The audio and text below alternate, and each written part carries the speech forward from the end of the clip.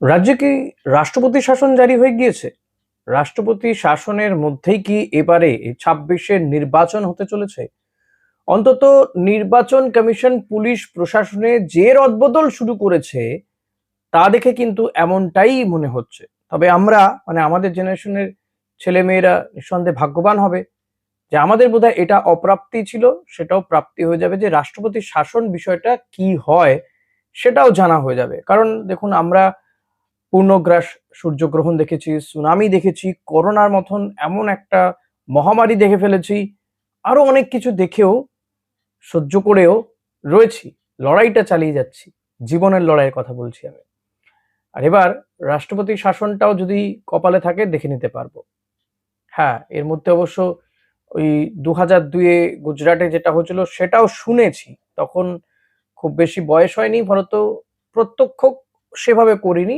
পরবর্তীতে জেনেছি ঠিক কি কি হয়েছিল, আসলে কে দায়ী, কাদেরকে দায়ী করা হয়েছিল, কার সুফল কে পেয়েছিল, এই সমস্ত ওইটা ওই সোকল্ড গুজরাটে যে ঘটনা ঘটেছিল সেটারও কেউ কেউ ভোটে সুফল পেয়েছিল।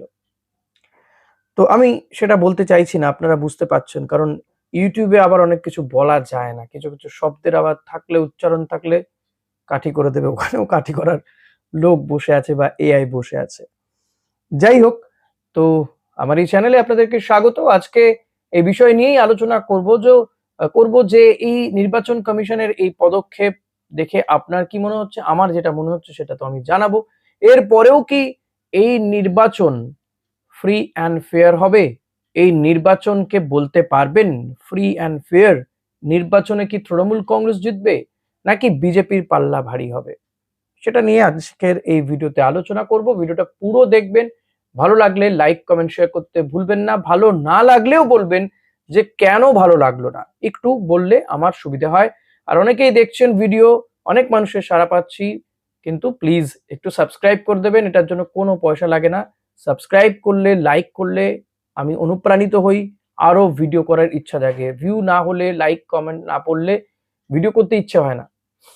তো যাই হোক, শুরু করা যাক। রাজ্যে একের পর এক রদবদল চলছে। আমরা দেখেছিলাম যে ইলেকশন ঘোষণার দিনকেই কিন্তু মধ্যরাতে মুখ্য সচিব, স্বরাষ্ট্র সচিব, সকালে উঠে ডিজিপি, কলকাতা পুলিশ কমিশনার বদল, তারপর ধাপে ধাপে ৪টে শহরের পুলিশ কমিশনার বদল, এখন ডিআইজি রেঞ্জের অফিসারদের বদল করা হচ্ছে, আইপিএস আইএএস দের লাগাতার বদল করা হচ্ছে, জেলা শাসক কাউকে ছাড়া হচ্ছে না। এবং শুধু বদল করেই ক্ষান্ত থাকছেন এমনটা নয়, একের পর এক বদল আমরা যেমন দেখতে পাচ্ছি, এর পাশাপাশি যেটা দেখতে পাচ্ছি সেটা হচ্ছে এই যাদেরকে ধরুন বদল করা হচ্ছে, যে সমস্ত পুলিশ আধিকারিক, পুলিশ অফিসার কিংবা সচিব পর্যায়ের যাদেরকে এখনো পর্যন্ত বদল করা হয়েছে, তাদেরকে কিন্তু অনেককেই ভিন রাজ্যে পাঠিয়ে দেওয়া হচ্ছে এবং এক্ষেত্রে তাদের পাঠানো হচ্ছে মূলত তামিলনাড়ু বা কেরালে, সেই রাজ্যে যে নির্বাচন রয়েছে সেখানে তাদেরকে পর্যবেক্ষক করে পাঠানো হচ্ছে, হয় ভোট পর্যবেক্ষক বা পুলিশ পর্যবেক্ষক করে পাঠানো হচ্ছে। ঠিক এই রাজ্যে যেমন অন্য রাজ্যের পুলিশ আধিকারিকরা আসছেন, অন্য রাজ্যের অবজারভাররা আসছেন অন্য রাজ্য থেকে, ঠিক তেমনই কিন্তু আমাদের রাজ্যে যে সমস্ত আধিকারিকরা রয়েছেন বা সচিবরা রয়েছেন বা পুলিশ আধিকারিকরা রয়েছেন, আইপিএস আইএএসরা যারা রয়েছেন, যাদেরকে কমিশন হয় অপসারিত করেছে না বদলি করেছে, এমন লোকজনকে রাজ্যে আর রাখতে চাইছেন না জ্ঞানেশ কুমার। তাদেরকে একবারে ওই ব্রিটিশদের মতন তেপান্তরে পাঠিয়ে দেওয়ার মতন ব্যাপার আর কি। এখানেও কিন্তু সেটাই ঘটছে, তাদেরকে তামিলনাড়ুতে পাঠিয়ে দেওয়া হচ্ছে, কারণ তামিলনাড়ুতেও বিধানসভা নির্বাচন রয়েছে, সেখানে তাদেরকে পাঠিয়ে দেওয়া হচ্ছে দায়িত্ব দিয়ে। তাদেরকে ইলেকশন কমিশন মনে করছে যে তারা যদি এ রাজ্যেও থাকেন, তারা ধরুন হয়তো অন্য অন্য ডিপার্টমেন্টে, তাদেরকে কম গুরুত্বপূর্ণ ডিপার্টমেন্টে রাখা হলো, তাহলেও কমিশন মনে করছে যে সেটাও কিন্তু কোথাও গিয়ে সুরক্ষিত নয়। তাহলেও তারা কিন্তু ইলেকশনে নাক গলাতে পারে, প্রভাব খাটাতে পারে তারা তাদের, এমনটা আশঙ্কা করছে ইলেকশন কমিশন। আর আশঙ্কা করে এদেরকে বদলি করে দেওয়া হচ্ছে। এখনো পর্যন্ত যারা কমিশনের এই যে আইপিএস যাদেরকে ধরুন বদলি করা হয়েছে, আজকেই প্রায় 15 জনের মতন মানে ইতিমধ্যে আমরা জানতে পারছি যে পুলিশ আধিকারিকদের মধ্যে 15 জনকে ভিন রাজ্যে ভোটের কাজে পাঠানো হচ্ছে। হুম? পশ্চিমবঙ্গ কলকাতা পুলিশের যে সমস্ত আইপিএস আধিকারিকদেরকে সরিয়ে দিয়েছিল তাদেরকে আবার অন্য দায়িত্বে পুনর্বহাল করা হচ্ছে। অন্য দায়িত্বে মানেই ভিন রাজ্যে পাঠিয়ে দেওয়া হচ্ছে তাদেরকে। বুঝুন একবার, তাদেরকে কোনোভাবেই রাজ্যেই রাখতে চাইছে না ইলেকশন কমিশন। ইতিমধ্যে আমরা জানি যে জগদীশ প্রসাদ মীনাকে তামিলনাড়ুতে ভোট অবজারভার হিসেবে পাঠানো হয়েছে। এবার কমিশনের এই যে আইপিএস আধিকারিকদেরকে যাদেরকে বদলি করা হয়েছে বা বসিয়ে দেওয়া হয়েছে তাদেরকে ভিন রাজ্যে পাঠানো হচ্ছে। এদের মধ্যে রয়েছেন আকাশ মাঘারিয়া, অলোক রাজৌরিয়া, আমানদীপ, অভিজিৎ বন্দ্যোপাধ্যায়, ভাস্কর মুখোপাধ্যায়, সি সুধাকর, ধৃতিমান সরকার, ইন্দিরা মুখোপাধ্যায়, মুরলীধর মুকেশ, প্রবীণ কুমার ত্রিপাঠী, প্রিয়ব্রত রায়, সন্দীপ কারারা, রশিদ মুনির খান এবং ওয়াকার রাজা। এদের মধ্যে বিধাননগরের পুলিশ কমিশনার ছিলেন মুরলীধর, শিলিগুড়ি পুলিশ কমিশনার ছিলেন ওয়াকার রাজা। তাকে অপসারণ করা হয়েছে। মানে সংখ্যাটা বুঝতে পারছেন, এমনকি এসপি পদমর্যাদার সবাইকেই কিন্তু অলমোস্ট বদলি করে ফেলা হয়েছে, বা যদি কোথাও এখনো বাকি থেকে থাকে সেটাও কিন্তু বদলি করা হবে। এদেরকে প্রত্যেককে তামিলনাড়ু বা কেরলের ভোটে পর্যবেক্ষক করা হয়েছে। অর্থাৎ আমরা দেখেছিলাম যে সকালেই হয়তো বলা হয়েছিল যে এই যে ডিসি সেন্ট্রাল যিনি ছিলেন ইন্দিরা মুখোপাধ্যায়, তাকে খুব সম্ভবত আইবিতে পাঠানো হয়েছিল, কিন্তু তারপর তাদেরকেও আর আইবিতেও রাখা হচ্ছে না, একেবারে পাঠিয়ে দেওয়া হচ্ছে ভিন রাজ্যে ভোটে পর্যবেক্ষক করে পাঠিয়ে দেওয়া হচ্ছে। মানে এদের মধ্যে অনেকেরই কমিশন একটা এদেরকে বলেছিল যে এদের প্রশিক্ষণ দেবে নির্বাচন কমিশন, কিন্তু এদের মধ্যে যাদের নাম বললাম অনেকেরই কিন্তু সেই তালিকাতে নাম ছিল না। অর্থাৎ প্রশিক্ষণ ছাড়াই তাদেরকে পাঠিয়ে দেওয়া হচ্ছে পর্যবেক্ষক করে তড়িঘড়ি অন্য রাজ্যে। ভাবুন, অর্থাৎ কোনোভাবেই জ্ঞানেশ কুমার চাইছেন না যে এ রাজ্যে এই পুলিশ আধিকারিকরা থেকে যান ভোটের সময়, কারণ তারা আশঙ্কা করছেন যে ভোটে তারা কারসাজি করতে পারেন, কলকাঠি নাড়তে পারেন। দেখুন, মুখ্য সচিব, স্বরাষ্ট্র সচিব, পুলিশ আধিকারিক সব বদল করে দেওয়া হচ্ছে। কখন? যখন রাজ্যে ভোট সামনে, এবং সামনে দু একটি অনুষ্ঠানও রয়েছে। আমি বলছি ধর্মীয় অনুষ্ঠানও রয়েছে, ঈদ রয়েছে, পরে রামনবমী রয়েছে। ফলত এই সমস্ত বিষয়গুলো রয়েছে, নির্বাচনের মতন এমন একটা বড় কর্মকাণ্ড রয়েছে। সেই জায়গায় দাঁড়িয়ে এত আধিকারিককে একসঙ্গে বদল করা একেবারে নজিরবিহীন ঘটনা বললেও কম বলা হয়। আমি জানি না সিনিয়র ব্যক্তিরা বলতে পারবেন, আমার সাংবাদিক বন্ধুরা যারা আমার সিনিয়র বা পুলিশ আধিকারিকরা, তারা বলতে পারবেন যে এমন পরিস্থিতি এ রাজ্যে তো বটেই, অন্য কোনো রাজ্যে এই বিপুল পরিমাণ আধিকারিককে এত দ্রুততার সঙ্গে বদল করা হয়েছে কিনা ভোটকে কেন্দ্র করে। শুধু যে তাই বদল করা হচ্ছে এমনটা নয়, বদল করা হচ্ছে, পদ বদল করা হচ্ছে। অনেক সময় হয় কি যে আমরা দেখেছি যে ইলেকশনের আগে কোনো পার্টিকুলার অফিসারের বিরুদ্ধে অভিযোগ থাকলে তাকে অন্যত্র বদল করে দেওয়া হয় সেই ডিপার্টমেন্ট থেকে, কিন্তু এখানে একবারে মানে আগামুড়ো 5 তলা বদল করে দেওয়া হচ্ছে। পুরো পুলিশ আধিকারিক মানে পুলিশ ডিপার্টমেন্টকেই বদলে দেওয়া হচ্ছে, ডিপার্টমেন্টের সমস্ত আধিকারিককে এখান থেকে ওখানে নিয়ে যাওয়া হচ্ছে এমনটা নয়।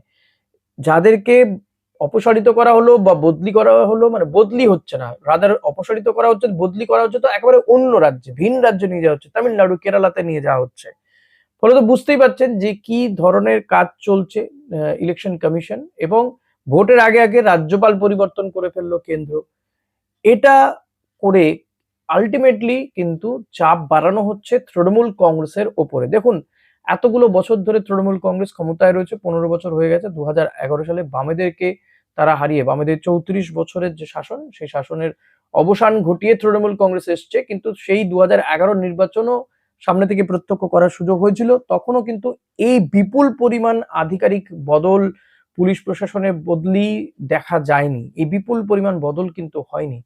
তা সত্ত্বেও নির্বাচন হয়েছে, তৃণমূল কংগ্রেস জিতেছে, তারপর বছরের পর মানে পরপর নির্বাচন জিতে তারা মানে 15 বছর প্রায় শাসন ক্ষমতায় রয়েছে, 3টে টার্মে জিতে রাজ্যে মমতা বন্দ্যোপাধ্যায় রাজ্যের মুখ্যমন্ত্রী রয়েছেন। তারা মনে করছেন যে আরো একবার জিতবেন, চতুর্থবার মুখ্যমন্ত্রী হবেন মমতা বন্দ্যোপাধ্যায়। কিন্তু সেটা কি সত্যি সম্ভব? যদি এই দেখুন, রাষ্ট্রপতির শাসন কিন্তু জারি হয়নি, অনেকে মনে করছিলেন বা তৃণমূল কংগ্রেসও মনে করে যে রাষ্ট্রপতি শাসন জারি হলে তাদের লাভ হবে, কারণ এক্ষেত্রে তারা বলতে পারবেন যে জোর করে রাষ্ট্রপতি শাসন জারি করে দেওয়া হচ্ছে, সেই সিম্প্যাথি পাবলিকের কাছ থেকে নিতে পারবেন। কিন্তু এখানে একটা মজার বিষয় হচ্ছে যে রাষ্ট্রপতি শাসন জারি হচ্ছে না, নির্বাচন কমিশন তাদের যে ক্ষমতা রয়েছে, এবং এই ইলেকশন কমিশনকে কিন্তু এই মোদী সরকার বিপুল ক্ষমতা দিয়ে রেখেছে।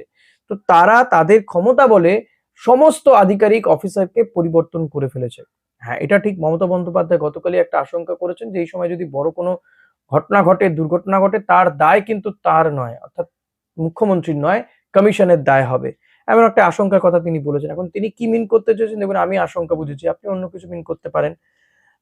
আপনি মনে করতেই পারেন যে তিনি কি তাহলে কোথাও এরকম ঘটনা ঘটবে তার একটা আঁচ দিচ্ছে, তার একটা রণকৌশল, তার একটা কৌশল সাজাচ্ছে, মাঝামাঝি মানে এরকম কোনো পরিকল্পনা চলছে, এটা আমি বলতে পারবো না, এমন কোনো তথ্য নেই, ফলত এই ধরনের মন্তব্য করা থেকে বিরত থাকাই ভালো। আমি বলতে চাইছি না, কিন্তু কোথাও একটা তিনি আশঙ্কা করছেন।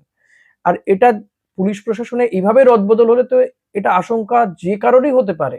ভোটের সময় একেবারে যারা এই রাজ্যটাকে চেনেন না এমন আধিকারিকদেরকে নিয়ে আসা হচ্ছে, এমন অফিসারদেরকে নিয়ে আসা হচ্ছে, যেমন পাশাপাশি যারা হয়তো তুলনামূলকভাবে কম গুরুত্বপূর্ণ পদে ছিলেন, যারা হয়তো বর্তমান শাসকের রোষানলে ছিলেন, তাদেরকে দায়িত্ব দিয়ে দেওয়া হচ্ছে। ফলত বোঝাই যাচ্ছে ভোটটা যাতে অ্যান্টি, এই ভোটটা এটা বুঝতে তো আর কোনো অসুবিধা হওয়ার কথা না, ভোটটা যাতে অ্যান্টি তৃণমূল হয়, এবং সেটা করতেও যাতে এই আধিকারিকরা হেল্প করেন।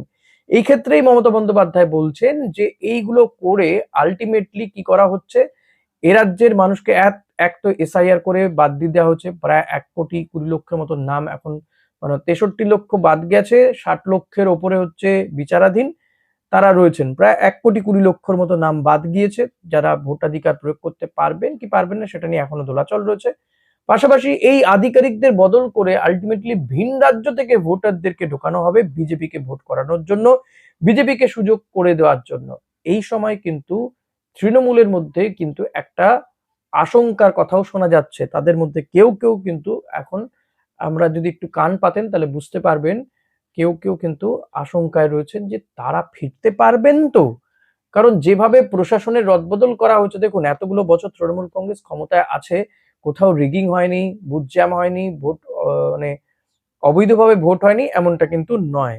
আমরা পরে পর নির্বাচনগুলোতে দেখেছি, আমি নিজে কভার করেছি কখনো 2021 সালের নির্বাচন, এর আগের নির্বাচনগুলোতে স্টুডিওতে থেকেও দেখেছি, প্রচুর এই ধরনের অভিযোগ আসে, ছবিও পাওয়া যায়। পঞ্চায়েত নির্বাচন, পুরভোট কিংবা লোকসভা নির্বাচন, বিধানসভা নির্বাচন, হ্যাঁ জল মিশেছে। এখন সেক্ষেত্রে জল কোথায় মিশেছে বলে মনে হয়, যেটা ধরুন যেখানে হয়তো দেখা যাচ্ছে 5 লক্ষ, 6 লক্ষ, 4 লক্ষ, 3 লক্ষ ব্যবধানে জিতেছে, সেখানে হয়তো তৃণমূল কংগ্রেস জিতেছে, হয়তো সেই ব্যবধানটা 50,000 হতে পারতো, কিন্তু দেখা গেল জল মেশানো হতে সেটা 1.5 লক্ষ ভোটে জিতেছে।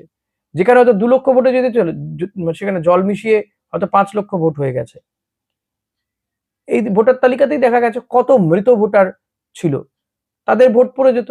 এই মৃত ভোটারদের বাদ দেওয়ার দায়িত্ব কাদের ছিল? নির্বাচন কমিশনের, প্রথমে শাসকের দায়িত্ব, বিরোধী দলগুলোরও কিন্তু দায়িত্ব থাকে এক্ষেত্রে, তারা সেই দায়িত্বগুলো প্রত্যেকে এড়িয়ে গিয়েছেন, ফলত এই জায়গায় জল মিশেছে, এটা আমার মনে হয় না তৃণমূল কংগ্রেসের অতি বড় সমর্থকও এটার অস্বীকার করবেন।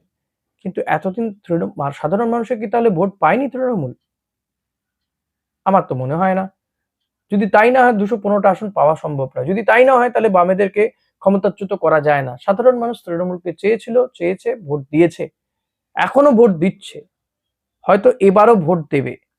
তৃণমূলের আশঙ্কা এবারে হয়তো এই যে প্রশাসনিক এত সব রদবদল করে ভোটটা করানো হচ্ছে বিজেপির ফরে, এবং সো কল্ড রাষ্ট্রপতি শাসন জারি করে দিয়ে ভোটের আগে থেকে এসআইআর এর নাম করে কমিশন হাতে নিয়ে নিয়েছে, কার্যত মমতা বন্দ্যোপাধ্যায়কে ঠুটো জগন্নাথ বানিয়ে দেওয়া হয়েছে, স্কুলগুলোর দখল নিয়ে নেওয়া হয়েছে আগে থেকেই, শিক্ষকরা তারা এসআইআর এর কাজে ব্যস্ত, শিক্ষক শিক্ষিকারা ইলেকশনে অনেক আগে আগে, ঘোষণার আগে আগেই চলে এসছে কেন্দ্রীয় বাহিনী, ফলত তারা বিভিন্ন স্কুলগুলোতেই আশ্রয় নেয়, স্কুল কলেজগুলোতেই আশ্রয় নেয়, চলে গেছে, আরো কেন্দ্রীয় বাহিনী আসবে, কাশ্মীরেও বোধহয় এত সেনাবাহিনী নেই, এখানে যতটা মোতায়েন করা হচ্ছে, পার বুথে শোনা যাচ্ছে 250 কেন্দ্রীয় বাহিনী থাকতে পারে, 2,500 কেন্দ্রীয় বাহিনী থাকতে পারে এক একটা বুথ বা বিধানসভাতে, সংখ্যাটা আরো বাড়বে যত দিন যাবে, মানে সেকেন্ড ফেজে তো অনেক বেশি আরো বাড়বে, কারণ ফার্স্ট ফেজে যে কেন্দ্রীয় বাহিনী তাদেরকে আবার টেনে নিয়ে আসা হবে। হয়তো একেবারে কি বলবো, বিশ্বকর্মাও বোধহয় এতটা নিরেট ঘর বানাতে পারেনি যতটা জ্ঞানেশ কুমার বানিয়ে দিচ্ছেন। তিনি চাইছেন যে সুষ্ঠু, শান্তিপূর্ণ, অবাধ নির্বাচন করতে। তো সেটা করতে তিনি চাইছেন একটাও যেন সাপ না গলতে পারে, একটাও যেন ফলস ভোটার না গলে যেতে পারে, কোথাও যেন বুথ জ্যাম না হয়, একটা ক্যামেরা ভাঙলে আর একটা ক্যামেরা দিয়ে যাতে পর্যবেক্ষণ করা যায়, কে ঢুকছে সেটা জানা যায়। প্লাস হচ্ছে এই স্পেশাল অবজারভার নিয়োগ করা হচ্ছে, ভিন রাজ্য থেকে আসছে, পুলিশ পর্যবেক্ষক নিয়োগ করা হচ্ছে, সেটাও ভিন রাজ্য থেকে আসছে, এই রাজ্যের পুলিশকে সাফল করে নিয়ে যাওয়া হচ্ছে অন্য রাজ্যে, এত সবকিছু করা হচ্ছে একেবারে যাতে তৃণমূল কংগ্রেসের যে এই যে এক্সট্রা ভোট, এই যে মরা মানুষের ভোট, সেগুলোকে এক তো এসআইআর করে বাদ দিয়ে দেওয়া হচ্ছে, আরো যত ভোট রয়েছে সেগুলোকেও বাদ দিয়ে দেওয়া যায়। এবং এটাই কিন্তু একেবারে রাষ্ট্রপতি শাসনের মতনই। হয়তো ঘোষণা হয়নি, হয়তো রাজ্যপাল আর.এন. রবি তিনি রাষ্ট্রপতির কাছে দরবার করেননি যে রাজ্যের আইন শৃঙ্খলা পরিস্থিতি একেবারে ভেঙে গিয়েছে, কিন্তু যা হচ্ছে সেটা রাষ্ট্রপতি শাসনের থেকে কোনো অংশে কম কি? আমার তো মনে হয় না। দেখুন, সংবিধানের ৩৫৬ ধারা প্রয়োগ করার অধিকার রাষ্ট্রপতির রয়েছে, সেটা রাজ্যপালকে এখানে সুপারিশ করতে হয়। রাজ্যপাল বলবেন যে রাজ্যের আইন শৃঙ্খলা পরিস্থিতি একেবারে যা-তা অবস্থা, আপনি রাষ্ট্রপতি শাসন জারি করতে পারেন। রাষ্ট্রপতি সেটা বিচার বিবেচনা করবেন, প্রয়োজনে তিনি কেন্দ্রীয় সরকারের সঙ্গে আলোচনা করে নিতে পারেন, রাষ্ট্রপতি শাসন জারি হতে পারে। তখন সরকার হয়তো ফেলবে না, কিন্তু সরকারের আর কোনো ফাংশন থাকবে না, পুরোটাই রাজ্যপাল দ্বারা পরিচালিত হবেন। কিন্তু এখন পুরোটা পরিচালিত হচ্ছে কমিশন দ্বারা, মুখ্যমন্ত্রীর নামেই রয়েছেন। এখন তিনি কোনো প্রকল্প আর ঘোষণা করতে পারবেন না, মানে কোড অফ কন্ডাক্ট জারি হয়ে গেছে নির্বাচনের, এবং এই সমস্ত পর্যায়ের অফিসারদের পরিবর্তন করে দিয়ে মমতা বন্দ্যোপাধ্যায় যাদের যাদের চিনতেন তারা তো আর কেউ নেই, এবং মমতা বন্দ্যোপাধ্যায় এদের সঙ্গে এখন সমন্বয় করতে, বোঝাতে, কাজ করতে অনেকটা প্রবলেম হবে, ভোট চলে এসছে। রিসেন্টলি আমরা দেখেছি কোথায় রাষ্ট্রপতি শাসন জারি হতে, বলুন তো? মণিপুরে। সেই মণিপুরে প্রায় 1 বছর রাষ্ট্রপতি শাসন জারি ছিল। তো সেখানকার কি পরিস্থিতি ছিল, আর বর্তমানে বাংলার কি সেই পরিস্থিতি? বলুন তো বুকে হাত দিয়ে আপনি। কিন্তু তবুও এখানে সো কল্ড একটা রাষ্ট্রপতি শাসন জারি করার পরিস্থিতি তৈরি হয়েছে। তাতে কি মমতা বন্দ্যোপাধ্যায় সত্যি ভয় পাচ্ছেন? হ্যাঁ, তার চেহারাতে কেউ কেউ মনে করছেন কিছুটা ভয় ফুটে উঠেছিল। এই যে গতকাল যে প্রেস মিট করা হলো, মমতা বন্দ্যোপাধ্যায়, অভিষেক বন্দ্যোপাধ্যায়রা সাংবাদিক সম্মেলন করলেন, তারা কিন্তু এই পদক্ষেপগুলোতে কোথাও কোথাও হয়তো একটু কুঁকড়ে যাচ্ছেন। মমতা বন্দ্যোপাধ্যায় চিঠি লিখেছেন জ্ঞানেশ কুমারকে, জ্ঞানেশ কুমার হয়তো সেই চিঠি দেখেনি বা তুলে নিয়ে ডাস্টবিনে ছুঁড়ে ফেলে দিয়েছেন, প্রয়োজন বোধ করছেন না। ফলত কোথাও গিয়ে মমতা বন্দ্যোপাধ্যায়দের আশঙ্কা হওয়াটা স্বাভাবিক। তবে এটাও ঠিক যে নির্বাচন তো আর ইলেকশন কমিশন বা পুলিশ আধিকারিকরা লড়াই করবেন না, করতে হবে বিজেপিকে। বিজেপি প্রার্থীদেরকে ভোট প্রচারে যেতে হবে, মানুষকে বিজেপিকে ভোট দিতে হবে। এখন যদি দেখা যায় যে হ্যাঁ কমিশনের লোকজন সেটাও ব্যবস্থা করে দিচ্ছে, তাহলে ডিফারেন্ট ইস্যু। বাট বাংলার মানুষকে ভোট দিতে হবে তো বিজেপিকে, বিজেপিকে সেই ভোট নিতে হবে, বুথে এজেন্ট বসাতে হবে। সেই সংগঠন কি আদৌ পেয়ে বিজেপির আছে? গ্রাউন্ড রিপোর্ট কিন্তু তেমনটা বলছে না। বিজেপি কিন্তু সেই সংগঠন নেই। এই যে বিভিন্ন চ্যানেলগুলো যে সমীক্ষা করছে, এখন যে সমীক্ষা দেখা যাচ্ছে, তাতেও তারা কিন্তু হয়তো আসন কমাচ্ছে, তৃণমূল কংগ্রেসের আসন কম দেখা যাচ্ছে, 170 180 বলছেন মেরে কেটে। যদি মানুষ সত্যিকারের ভোট দিতে পারে, আমি বলছি না একটাও ফলস ভোট পড়ুক, সত্যিকারের মানুষ যদি ভোট দিতে পারে, তারা তাদের ন্যায্য ভোটটা দেয়, তাহলেও তৃণমূল কংগ্রেস হাসতে হাসতে জিতে যাবে। হ্যাঁ, একটা কোথাও কোথাও নেক টু নেক ফাইট হতে পারে। আর যদি দেখুন যে এই ম্যাজিক ফিগার পেতে পারলো না বিজেপি, বাট তারা ধারে কাছে রয়েছে, তাহলে তো বলার উপায় নেই, তাহলে তো এটা বলা বাহুল্যই যে বিজেপি তৃণমূল থেকে ভাঙিয়ে নিতে বেশি সময় লাগবে না, তাদের কাছে মানি পাওয়ার, মাসেল পাওয়ার রয়েছে, তো সেটা হয়ে যাবে। আর এই রেস্তোরাঁ পলিটিক্স বিজেপির থেকে আর ভালো কে জানে, তো তারা সেটা করতে পারবেন। কেউ কেউ আবার হয়তো একনাথ শিন্ডেও হয়ে যেতে পারেন তৃণমূলের অন্দর থেকেই। কিন্তু যদি দেখা যায় যে ব্যবধানটা অনেকটা বেশি, ম্যাজিক ফিগার পেরিয়ে গিয়েছে তৃণমূল কংগ্রেস, তাহলেও কিন্তু, এবং বিজেপির ধারে কাছেই রয়েছে, 100-র উপরে আসন হয়ে গেছে, তাহলেও কিন্তু বিজেপি তাল ঠুকবে এই দল ভাঙানোর খেলা খেলতে। ফলত মমতা বন্দ্যোপাধ্যায়ের আশঙ্কা হওয়াটা স্বাভাবিক। এবং যদি দেখা যায় এই যে 60,06,000 সামথিং যে ভোটারদের নাম বিবেচনাধীন, যেটা বলছে এই সপ্তাহ শেষেই হয়তো বেরিয়ে যেতে পারে কিছুটা একটা সাপ্লিমেন্টারি লিস্ট, তারপরেও যদি বাকি থেকে যায়, ভোট যদি আবার পিছোতে থাকে, তাহলে তো অবভিয়াসলি রাষ্ট্রপতি শাসন জারি হয়ে যাবে। তার মঞ্চ তো প্রস্তুত রয়েছে।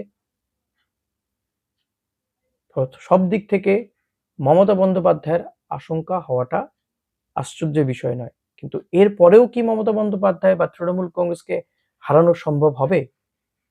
এর পরেও কি বিজেপি জিততে পারবে? এটা কিন্তু এই মুহূর্তে দাঁড়িয়ে সবচেয়ে বড় প্রশ্ন। এত প্রশাসনিক রদবদল, এত আধিকারিক, আমলা, সচিব সবাইকে বদল করে দেওয়া হচ্ছে, তারপরেও কি বিজেপি জিততে পারবে? তৃণমূলের শাসন শেষ হবে এবার? আপনার কি মনে হয়? অতি অবশ্যই কমেন্ট করে জানাবেন আমাকে। ভিডিওটা ভালো লাগলে লাইক করতে ভুলবেন না, কমেন্ট তো করবেনই, চ্যানেলে নতুন হলে সাবস্ক্রাইব করে নেবেন। Thank you.